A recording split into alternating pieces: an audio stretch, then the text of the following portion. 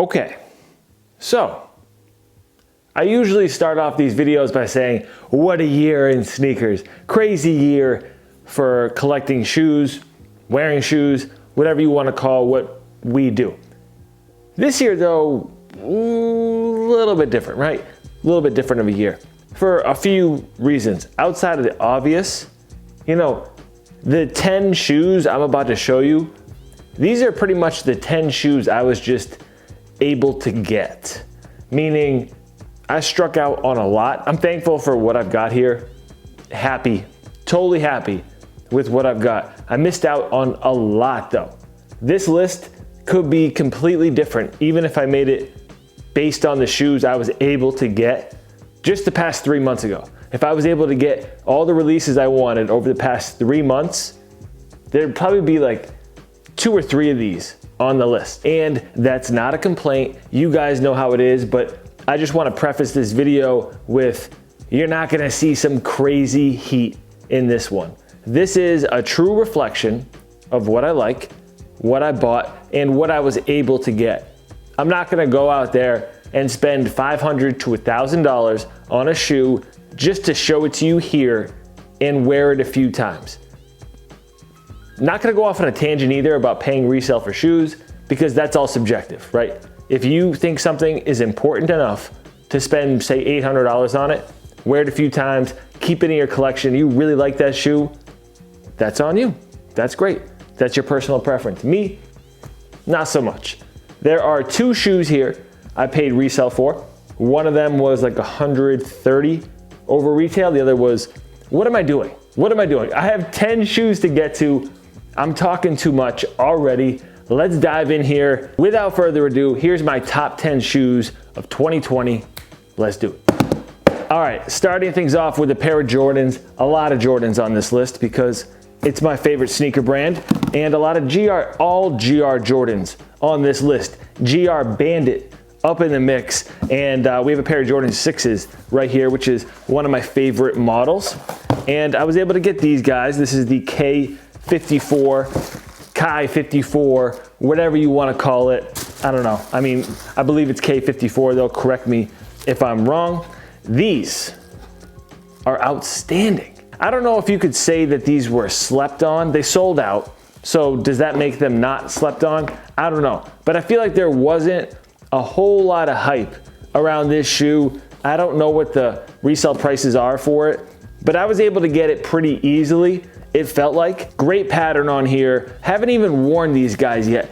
Dead stock Jordan 6s. For some reason, they kind of just, they look so clean. They do it for me. I cannot talk long about each pair because then I'll get stuck and I gotta keep it moving. Next, Nike SB bounced back. And I was able to get a few pairs I really liked, missed out on most, but I was able to snag these. We got the Dunk Low Rayguns, and there were 2 colorways that released. I've worn them a couple times based off a classic pair of Nike SBs, depending on who you talk to. This pair was the better of the 2 in my opinion. Only thing I'm struggling with for this shoe is the laces. I don't think, I mean, white looks fine. They give you backup black laces, but I feel like some yellow or orange or a different color would really hit with this shoe, but I haven't experimented with it much. To be continued. If I do throw those on, you'll see them on my Instagram. And if you're not following me on Instagram, go ahead and do that. Okay, and at number 8, yes, we got a pair of Jordan 1s, and this is the only pair of Jordan 1s on my list. Interesting year. You know, you would think that there would be more Jordan 1s on this list, that they would be in the top 3, but we got the Mocha 1s, did a little lace swap action with these. Carolina blue laces in there. I think it kind of adds a little bit of a contrast to this shoe. The hype around this Jordan 1, outside of collabs and whatnot, was this the biggest hyped Jordan 1 GR of the year? I'm trying to think. The silver anniversary pair, were those more hyped than these? I don't know. I still feel like the hype around these Mocha 1s was there. Let me know what you guys think the most hyped Jordan 1 release of the year is. I don't know why I'm putting these back in the box because I'm gonna have to take a picture and post it on my Instagram, so what am I doing? Okay, next up, we got a pair of New Balance. These are some 992s.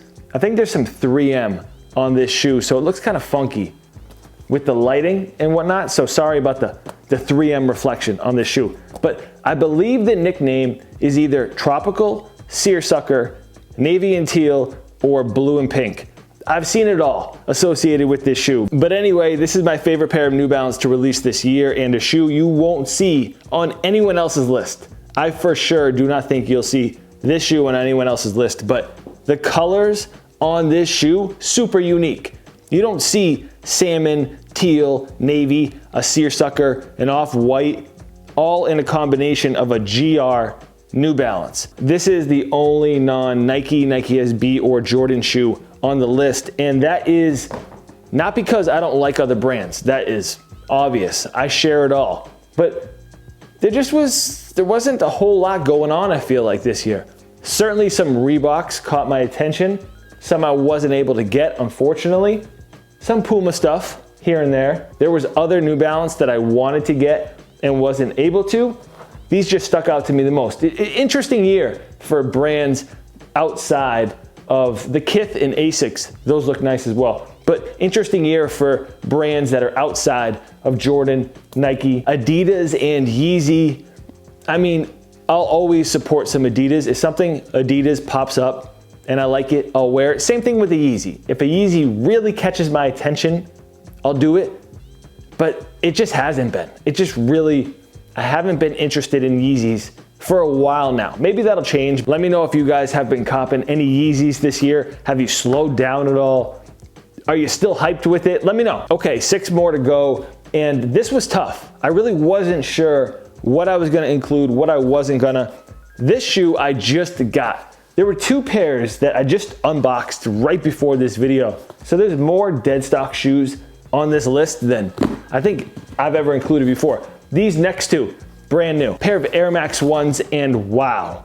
Wow, do these look nice. I should have recorded my reaction when I first unboxed these. I can't believe how vibrant they are. This colorway, this orange on here, Magma Orange. Never seen a shoe that had this color on it, but look how that orange is popping. I really hope it's gonna show up well on camera.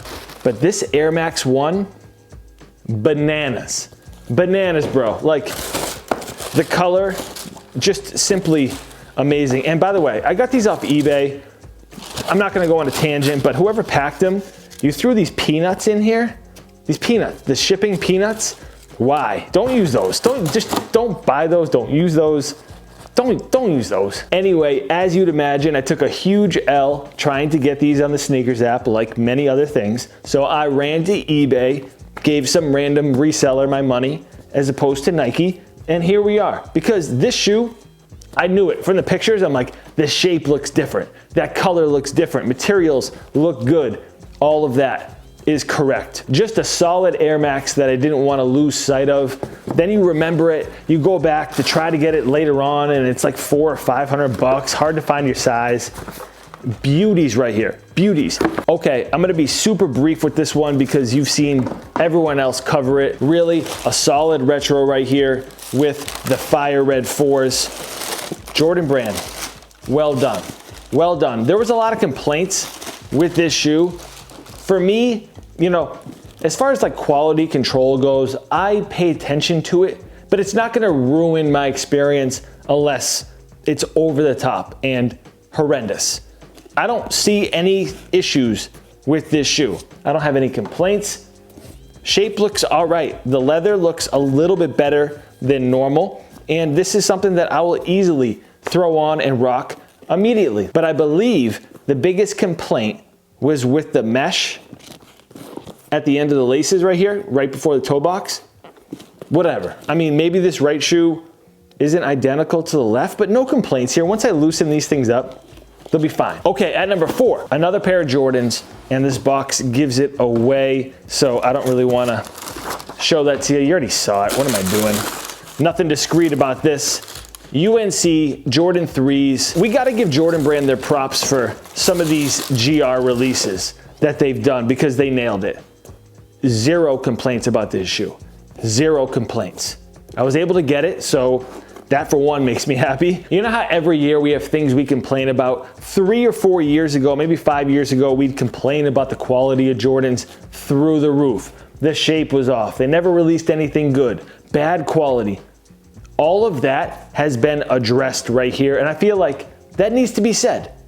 A lot of Jordan Retros released this year, good quality, good shape, good fit, like no issues, really. They've addressed some of those concerns. Now, we have a new set of complaints, and it's more so getting our hands on the shoes, but the GR stuff, they've done a really good job with. All right, top 3. This shoe I paid resale for. I paid $250, retail was $120, and I've worn it a good amount since.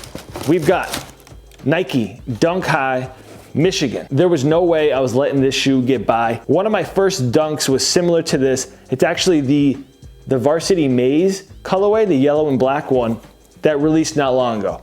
They were a size 13, and my true size at the time was like a 10.5, 11. Absolutely loved those dunks, and I'll probably get them at some point because resale isn't too crazy. But let me know if you guys have ever had an experience like that, where one of the first cool shoes you ever bought was a size or 2 sizes too big or too small just to get it. For me, I wanted those dunks. They were cool. Size 13 on someone that's a size 11, yikes. Okay, at number 2, we have a retro of the first Jordan Retro I ever bought. There's a story associated with this shoe. I'm not gonna talk about it again. I'll do a card. You can go check that video out if you wanna hear more about it. But these were my first pair of Jordan Retros. Oh man, they're unlaced. I left them unlaced, but whatever. This is how it is. I must have been feeling a little bit hasty when I put these things away, but usually I kind of just slide them right off. They're still laced, and I put them back on. Anyway, Flint 13s, it's gonna bother me. It is going to bother me. Lace these things up. No one wants to see a shoe that is just dangling, loose, laces, like much better, much better. Flint 13s, posted these on my IG and it felt great. One of my favorite pictures I've posted on IG just because it gave me that nostalgic feeling. There's very few shoes that give me that real nostalgic feeling, and this is one of them, just because I remember the experience of buying these. But go check out that video if you want to hear more about it. Let me know if you guys copped the Flint 13s. A must, in my opinion. An absolute must. Look at these beauties. This colorway, great. One of my favorite pictures of anybody wearing Jordans is when Kobe wore the Flint 13s. For some reason, that picture just sticks in my mind. You know when you think about a shoe and you just picture someone else rocking it because that's where you saw it, maybe for the first time or just a good outfit with the shoe? Kobe, rocking the Flint 13s. I always thought that was really cool. Okay, and at number 1, I gotta make this quick because my voice is going. But this shoe, let me think about this.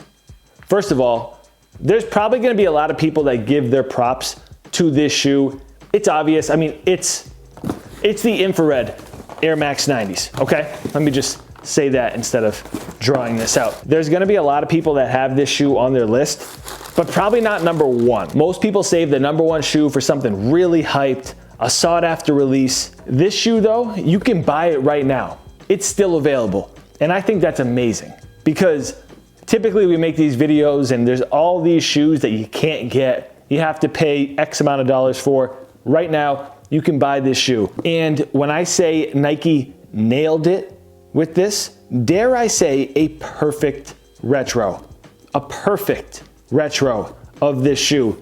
I'm not going into the history of radiant red versus infrared. They're infrareds to me, just because that's what I know them as, that's what I look at them as, and that's what I'm saying. This shoe checks so many boxes, so many things I look for in footwear in general, and the fact that you can go into the mall and find this on the shelf checks another box for me as well. Arguably, I don't think Nike has ever put out a better version of the Air Max 90 like they did with these remastered Air Max 90s, or whatever the term is that they've been using with this shoe. It's not remastered, it's something else. I forget. But I bought this shoe in pretty much every single colorway that they offered it in.